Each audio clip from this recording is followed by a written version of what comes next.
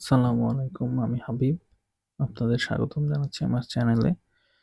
তো আজকে আমরা শিখব কিভাবে নতুন শীট তৈরি করতে হয়, শীট রিনেম করতে হয়, নেম বক্স কি এবং সেল রেফারেন্সের ব্যবহার কি, ফর্মুলা বার কি, কিভাবে ফর্মুলার টাইপ এডিট করা যায় এবং কিছু প্র্যাকটিক্যাল এক্সাম্পলের মাধ্যমে এক্সেল নেভিগেশন করার সহজ টিপস আমরা পাবো। তো চলুন শুরু করি।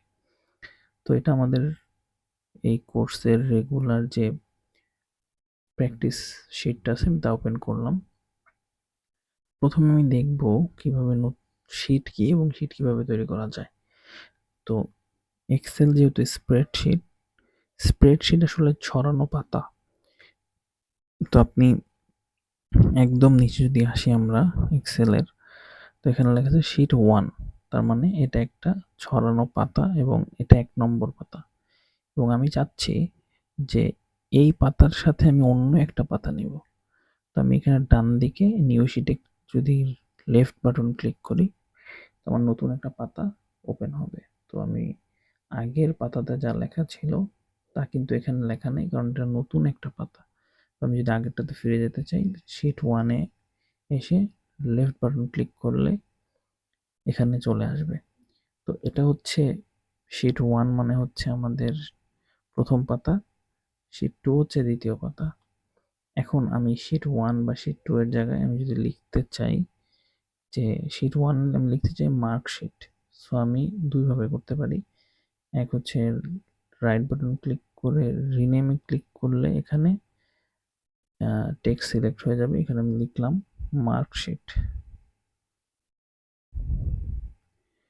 এভাবে করতে পারি। অথবা আমি এখানে ডিরেক্ট ডাবল ক্লিক করে যদি নতুন করে মার্কশিট লিখি তো সেটা হয়ে যাবে। এবং একইভাবে আমি যদি শিট 2-তে যাই, শিট 2-তেও আমরা লিখতে পারি, ডাবল ক্লিক যদি করি আমি লিখতে পারি সেলস বুক। সো আমার মার্কশিট, সেলস বুক আলাদা আলাদা দুটো শিট হয়ে গেল। এখন আমি মার্কশিট, এখানে আমি যেই শিটে কাজ করব সেই শিটে ক্লিক করলেই সেই শিটে আমি চলে আসবো এবং সেখানে বুকে আমি কাজ করতে পারবো। সো এইভাবে আমরা নতুন শিট কিভাবে তৈরি করতে পারি তা আমরা দেখলাম। এখন আমরা নেম বক্স, আমি গত ভিডিওতে বলেছিলাম যেটা জরুরি। সো নেম বক্স কিভাবে কাজ করে সেটা আমরা দেখব এবং সেল রেফারেন্স কিভাবে কাজ করে সেটা আমরা দেখব। তো এক্সেলে যেহেতু একটা ছড়ানো পাতা বা স্প্রেডশিট, এর মধ্যে প্রত্যেকটা কলামের একটা আইডেন্টিটি আছে, আমি বলেছিলাম। তো আমি যদি ধরি হিমেল, অথবা আমি যদি ধরি আমি এখানে লিখলাম রাহুল,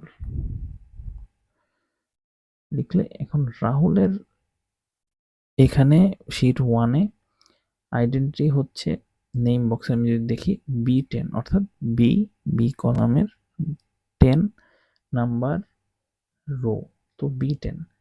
এখন আমি চাচ্ছি যে এই এই কলামে যেই নামটা থাকবে সেটা আমার সেলস বুকে আমার লেখা থাকবে। তো আমি এক্সেলে যে কোনো কিছু যদি রেফার করতে চাই, ফর্মুলা লিখতে চাই, প্রথমে আমার ইকুয়াল চিহ্নটা দিতে হবে। আমি দিলাম ইকুয়াল, এখন আমি দিলাম মার্কশিটে ক্লিক করলাম, করে যদি এই রাহুলে ক্লিক করি, ক্লিক করলে যদি এন্টার প্রেস করি এখানে রাহুল চলে আসবে। এখন আমি একটু মার্কশিটে গেলাম, গিয়ে এখানে যদি আমি লিখি রাজু, এন্টার প্রেস করি, আবার সেলস বুকে যাই, এখানে অটোমেটিক রাজু চলে আসবে। এখন আমরা বুঝলাম কিভাবে সেলস রেফারেন্স কাজ করে। ঠিক একই সাথে আমি আরেকটা রেফার করতে চাই যে এখানে আমরা দেখাচ্ছে যে রাজু, কিন্তু আমি যদি ফর্মুলা বারে আসি, ফর্মুলা বারে কিন্তু রাজু নামটা লেখা নেই। ফর্মুলা বারে লেখা আছে ইকুয়াল মার্কশিট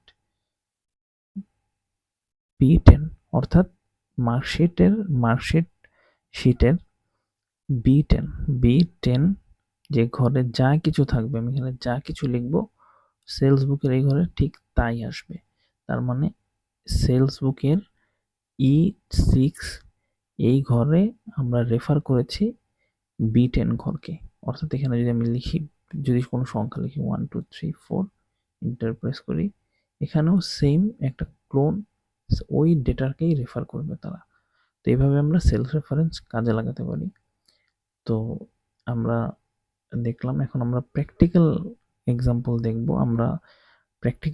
দেখব। কিভাবে আমরা এই কাজটা করতে পারি।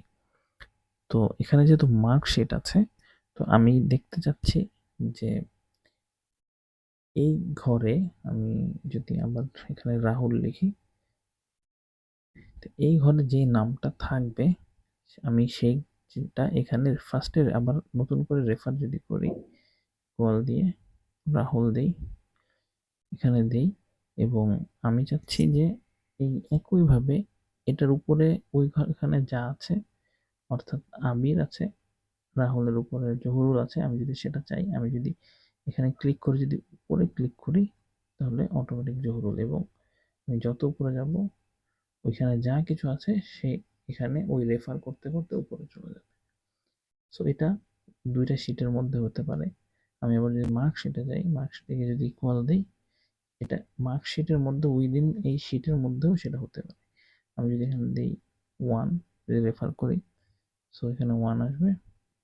আমি যদি টানি তাহলে পরেরটা আছে আবির, সো আবির চলে আসবে। আমি যদি আরেকটা রো টানি 112 এবং মার্কস, মানে আমি যাই টানবো এখানে চলে আসবে। আমি যদি নিচের দিকে দিই, তো এইভাবে সেল রেফারেন্স কাজ করে। এখন আমি আপনাদের কিছু সহজে নেভিগেশন, যেহেতু আমরা বড় ডাটা নিয়ে কাজ করব, কিভাবে নেভিগেট করতে হয় সেটা আমরা দেখব। তো আমি যদি এই সিরিয়াল নাম্বার থেকে নিচের দিকে যেতে চাই, তো আমি নিচের ড্রপ ডাউনে আমি সাইড বাটনে ক্লিক করতে পারি, সাইড অ্যারোতে ক্লিক করতে পারি কিবোর্ডে। তো এখানে 1 থেকে 25 নম্বরে যেতে বেশ সময়ের ব্যাপার, 25 বার এখানে ক্লিক করতে হয়। সো এখানে আমি ক্লিক করে যদি কন্ট্রোল প্রেস করে নিচের কিবোর্ডের অ্যারো বাটনে চাপ দিই, একেবারে লাস্টে যেই ব্ল্যাঙ্ক ডেটা আছে তার আগের যে ঘরটা আছে সেখানে চলে যাবে। একইভাবে আমি যদি কন্ট্রোল চেপে ডান দিকের অ্যারো বাটন ক্লিক করি, তাহলে একদম লাস্টে আমরা দেখতেছি যে খালি ঘরটা আছে তার আগের ঘরে চলে যাবে। তো এভাবে আমরা সহজেই এক জায়গা থেকে আরেক জায়গায় মুভ করতে পারি। আমরা যদি দেখতে চাই যে এখানের লাস্টের ঘর কত আছে, এটা একদম শেষে চলে আসছে, এখানে প্রায় 16,000-এর বেশি ঘর আছে। আমি আবার কন্ট্রোল চেপে বামে ক্লিক দেই, তাহলে আবার এখানে চলে আসছে। সেম একইভাবে আমি যদি J1-এ ক্লিক করি এবং যদি কন্ট্রোল চেপে নিচের অ্যারো বাটনে ক্লিক করি, এখানে 10,48,586 নাম্বার ঘরে চলে আসছে।